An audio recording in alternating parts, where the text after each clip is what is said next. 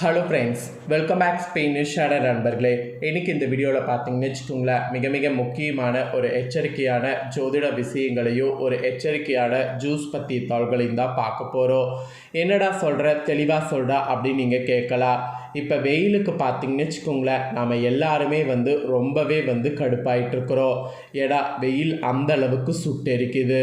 வெயில் அப்படின்னாவே எல்லாருக்குமே ஞாபகம் வருவது அக்னி நட்சத்திரம் தான்.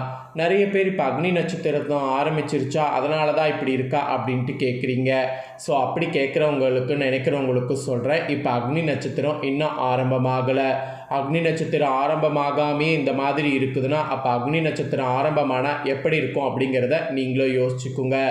இந்த அக்னி நட்சத்திரம் 2026 எப்போ ஆரம்பமாக போகுதுன்னா, இந்த ஆண்டுடைய அக்னி நட்சத்திரம் கத்திரி வெயில் எப்போ ஸ்டார்ட் ஆகுதுன்னா மே 4 அன்னைக்கு ஸ்டார்ட் ஆகுது. அப்புறம் மே 28 இரவு தான் முடிவடைகிறது. ஆக்சுவலி இந்த காலகட்டத்தில் வழக்கத்தை விட வெயில் மிகவும் கடுமையாக இருக்கும் என சொல்லப்படுது. அது மட்டும் இல்லாமல் ஆங்கில நாட்காட்கள் படி கிட்டத்தட்ட இந்த மே மாதம் முழுவதுமே இந்த ஆண்டுடைய கத்திரி வெயில் இருக்கும் என்பது குறிப்பிடப்படுது. ஆல்ரெடியே கத்திரி வெயில் ரொம்ப இது பண்ணிகிட்ருக்கு, இதில் இன்னும் வேறு வெயிலா அப்படின்ட்டு கேட்டிங்கன்னா ஆமாம். ஸோ இதனால் வெயிலுடைய தாக்கம் நம்ம உடலில் அதிக உஷ்ணத்தை ஏற்படுத்தாமல் இருக்க சில உணவுகளை நீங்கள் இப்போ எடுத்துக்கணும். அதுலேயும் பார்த்தீங்கன்னு வச்சுக்கோங்களேன், உணவுகள்னு சொன்னால் நிறைய பேருக்கு இப்போ சாப்பிட்றதே பிடிக்க மாட்டேங்குது. ஏன்னா வெயிலில் சாப்பாடே இறங்காமல் தான் இருக்கும். ஸோ இந்த கத்திரி வெயிலை சமாளிக்க நம்ம ஜூஸ் போல் பானகங்களை குடிக்கலாம். ஸோ என்னென்ன பானகங்கள் செஞ்சு குடிக்கலாம், எதெல்லாம் ஹெல்த்தி அப்படிங்கிறத தான் இந்த வீடியோவில் சொல்ல போகிறேன். ஸோ இந்த ஜூஸ் ஐட்டங்கள்லாம் தெரிஞ்சு இந்த ஜூஸை எடுத்து இந்த கத்திரி வெயிலை சமாளித்து உங்கள் உடலையும் ரொம்ப ஒரு குளிர்ச்சியாக வைத்துக்க பாருங்கள். கத்திரி வெயில் கொளுத்தி கொண்டு இருக்கிற மாதிரி ஒரு சூழ்நிலை இப்போ இருக்குது. இந்த கடும் வெயில் உடலை வெப்பப்படுத்துவதோடு உடலில் உள்ள நீர்ச்சத்தை முழுவதுமாக உறிஞ்சி விடுது. இதனால் நீர்ச்சத்து குறைபாடு, தலைவலி, ஹீட்டு இந்த மாதிரி பல பிரச்சனைகள் ஏற்படும். இந்த பிரச்சனைகளை தவிர்க்க நாம் எடுத்துக்கொள்ளக்கூடிய ஜூஸ்கள் பார்த்திங்கன்னு வச்சுக்கோங்களேன், உடலுக்கு நல்லதாக இருக்கிற மாதிரி பார்க்கணும். அதனால தான் வெயில் காலத்தில் அதிகமாக தண்ணீர் குடிக்க வேண்டும், நீர்ச்சத்து நிறைந்த உணவுகளை எடுத்துக்கொள்ள வேண்டும் என்று சொல்லப்படுது. அதற்கு காரணம் அதிகப்படியான வெப்பத்தின் காரணமாக இயல்பாகவே உடல் ஆற்றலை இழக்கக்கூடிய உடலில் உள்ள நீர்ச்சத்துக்கள் குறைய ஆரம்பிக்கும். இதில் அக்னி நட்சத்திர காலம் என்று சொல்லப்படக்கூடிய கத்திரி வெயில் காலத்தில் மிக அதிகமாக உடலில் நீர் வறட்சி ஏற்படும். இதை எப்படி சமாளிக்கணுங்கிறதுக்காக தான் இந்த மாதிரி ஜூஸ் ஐட்டங்கள்லாம் எடுத்துக்குங்கிறத சொல்கிறேன். ஸோ ஃபஸ்ட்டு நீங்கள் செய்ய வேண்டியது மசாலா மோர். மோர் எவ்வளவு கடுமையான வெப்பத்தையும் தனித்து உடலுக்கு குளிர்ச்சி தரக்கூடியது. அதோடு சில மசாலாக்களையும் இதில் சேர்த்து மசாலா மோராக எடுத்துக்கொள்ளும் போது சுவையோடு மசாலா மோர்களில் இருக்கக்கூடிய மிளர்கள் சேர்ந்து உங்களுடைய உடலுக்கு கிடைக்கக்கூடிய சக்தி அதிகம். அதோடு வெயில் காரணமாக உடலில் ஏற்படக்கூடிய நீர்ச்சத்து குறைபாட்டை தீர்க்க இது உதவும். சரி, இந்த மசாலா மோர் செய்யக்கூடிய முறையை இப்போ உங்களுக்கு சொல்கிறேன், தெளிவாக நோட் பண்ணிக்கோங்க. இதுக்கு தேவையான பொருள்: தயிர் 1 கப், அப்புறம் உப்பு, அப்புறம் சர்க்கரை, எலுமிச்சப்பழம், கருவேப்பிலை, இஞ்சி இதெல்லாம் வைத்து இந்த மசாலா மோர் ரெடி பண்ணும். கெட்டியான தயிர் கட்டிகள் இருக்குல்ல, அதை நீங்கள் நல்லா பீட் பண்ணிக்கோங்க, இல்லைன்னா மிக்சியில் போட்டுக்கோங்க. அதோடு உப்பு மற்றும் சர்க்கரை சேர்த்து நன்காக பீட் பண்ணிக்கோங்க, இல்லை மிக்சியில் போட்டுக்கோங்க. அதோடு தேவையான அளவு குளிர்ந்த தண்ணீர் சேர்த்துக்கொள்ளுங்க. அதோடு இஞ்சியும் சேர்த்துக்கொள்ளுங்க. பின் கருவேப்பிலை இலைகள் உங்களுக்கு எவ்வளோ தேவையோ சேர்த்துக்கோங்க.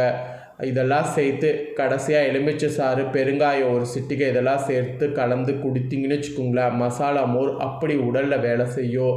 ஸோ நீங்கள் இந்த வெயிலுக்கு அதிகமாக உடலை குளிர்ச்சியாக வைத்துக்கிறதுக்கு ஃபஸ்ட்டு எடுத்துக்க வேண்டிய இதே மசாலா மோர். அப்புறம் 2வது பச்சை மாங்காய் ஐஸுங்க. மாங்காய் இப்போ இந்த கிளைமேட்டுக்கு நிறைய கிடைக்கும். இதில் ஒரு ஐஸ் ரெடி பண்ணி குடித்தாலும் உடலுக்கு உஷ்ணத்தை குறைக்கும். ஸோ பச்சை மாங்காய் ஐஸ் எப்படி செய்யணுங்கிறத சொல்கிறேன், தெரிஞ்சுக்குங்க. பச்சை மாங்காயில் செய்யக்கூடிய ஐஸு ரொம்ப பிரபலம். இது கோடைக்காலம் என்றாலே மாம்பழ சீசன் நமக்கு தெரியும். பச்சை மாங்காயோடு தண்ணீர் மற்றும் சில மசாலா பொருட்கள் சேர்த்து செய்யப்படக்கூடிய இந்த பானகம் வெயிலுக்கு உடலில் குளிர்ச்சியாக வைத்திருக்கிறதுக்கு உதவும். அதனால் இந்த ஐஸை நீங்கள் கண்டிப்பாக எடுத்துக்கணும். இது செய்கிறதுக்கு தேவையான பொருள்: பச்சை மாங்காய் 1, சர்க்கரை தேவைக்கேற்ப, அப்புறம் சால்ட்டு 1/4 ஸ்பூனு, வறுத்தரைத்த சீரகப்பொடி 1/4 ஸ்பூனு, மிளகுத்தூள் சிறிது, புதினா இலை 5 இதெல்லாம் வைத்து தான் இந்த இதை ரெடி பண்ணும். இதோட செய்முறை சொல்கிறேன், நோட் பண்ணிக்கோங்க. பச்சை மாங்காயை தோல் சீவிட்டு பொடி பொடியாக நறுக்கி கொள்ளுங்க. அதோடு உப்பு, சர்க்கரை, புதினா இலை ஆகியவற்றை சேர்த்து மிக்சியில் சிறிது தண்ணீர் சேர்த்து நன்கு அரைத்து அதை வடிகட்டி எடுத்துக்கொள்ளுங்க. வடிகட்டிய சாரோடு தேவையான அளவு தண்ணீர் சேர்த்து கொள்ள வேண்டும். பின்பு அதோடு வறுத்து பொடித்த சீரகத்தூளும் மிளகு பொடியும் சேர்த்து கலந்தால் பச்சை மாங்காய் ஐஸ் ரெடி. குடித்தவுடன் உடலுக்கு ஆற்றல் கிடைப்பதோடு வெயிலால் ஏற்படக்கூடிய சோர்வு, நீர்ச்சத்து குறைபாடு நீங்கும். அதனால் இந்த ஒரு இதையும் கண்டிப்பாக எடுத்துக்கிறதுக்கு பாருங்கள். 3வது கொழும்பிச்ச பழம் இருக்குல்ல, அதில் செய்யக்கூடிய பாடகம். இதுவும் இந்த வெயிலுக்கு ரொம்ப ஒரு எனர்ஜி கொடுக்கும். எலுமிச்சை பழத்தை போன்று, ஆனால் அதை விட கொஞ்சம் பெரியதாகவும் சாத்துக்கொடி போன்றே இருக்கும். அதிக புளிப்பு சுவை கொண்ட இந்த பழத்தில் தயாரிக்கப்படக்கூடிய ஐஸ் ரொம்ப விசேஷம். நம்ம ஊர்களில் இந்த சாறை எடுத்து எலுமிச்சை சாதம் போல் செய்து சாப்பிடுவாங்க. ஆனால் வெயில் காலத்தில் இந்த பழசாரை குடிப்பதன் மூலம் உடலை புத்துணர்ச்சியாகவும் குளிர்ச்சியாகவும் வைத்து கொள்ள முடியும். ஸோ இதில் எப்படி ஐஸ் தயாரிக்கிறதுங்கிறத சொல்கிறேன், நோட் பண்ணிக்கோங்க. கொளிஞ்சப்பழம் 1, சர்க்கரை தேவையான அளவு, புதினா 1 கைப்பிடி, உப்பு 1 சிட்டிகை, குளிர்ந்த நீர் அல்லது ஐஸ் கட்டி தேவையான அளவு எடுத்துக்கோங்க. இப்போ செய்முறை சொல்கிறேன். கொழுமிச்சை பழத்தை பிழிந்து சாறு எடுத்துக்கொள்ளுங்க. அதோடு தேவையான அளவு சர்க்கரை, உப்பு, சிறிது மிளகுத்தூள் சேர்த்து புதினாவையும் நன்கு கசக்கி சேர்த்து கொண்டால் போதும். கொழுமிச்சை ஐஸ் ரெடி. வழக்கமான எலுமிச்சை ஐஸை விட வித்தியாசமான சுவையில் உடலுக்கு குளிர்ச்சியாகவே இருக்கும். இதை கண்டிப்பாக இந்த கிளைமேட்டுக்கு எடுத்துக்கிறது ரொம்ப ரொம்ப ரொம்ப நல்லது. அப்புறம் ஆல் டைம் எல்லாருக்குமே ரொம்ப இந்த டைம் குடிக்கணுங்கிறது இளநீர் தான் சொல்லப்படும். டெய்லி இளநீர் குடித்து போர் அடித்தவங்களுக்கு இளநீர் சர்பத் ரெடி பண்ணி கொடுங்க. ஸோ அது எப்படி ரெடி பண்ணும் அப்படிங்கிறத சொல்கிறேன், அதையும் நோட் பண்ணிக்கோங்க.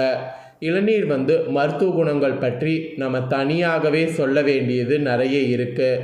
இளநீரில் அதிகப்படியான எலக்ட்ரோலைடுகள் உடலுக்கு குளிர்ச்சியும் புத்துணர்ச்சியும் தரக்கூடியது.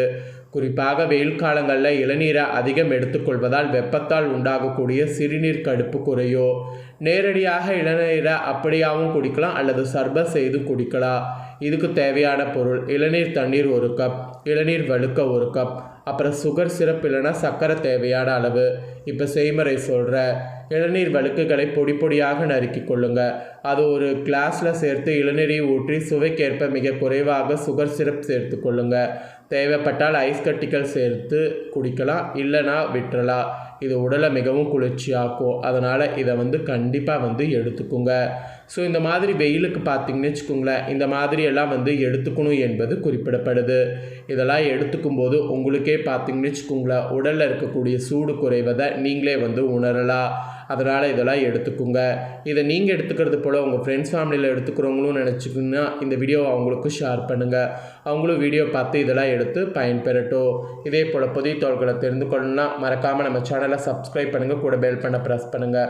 அப்போ தான் நான் போகிற மற்ற அப்டேட்டான வீடியோ உடனுக்குடனே தெரிஞ்சு பயன்பெற முடியும். ஸோ மறக்காமல் பண்ணுங்கள். வேறொரு இன்ட்ரெஸ்டான வீடியோவில் உங்களை சந்திக்கிறேன். நன்றி.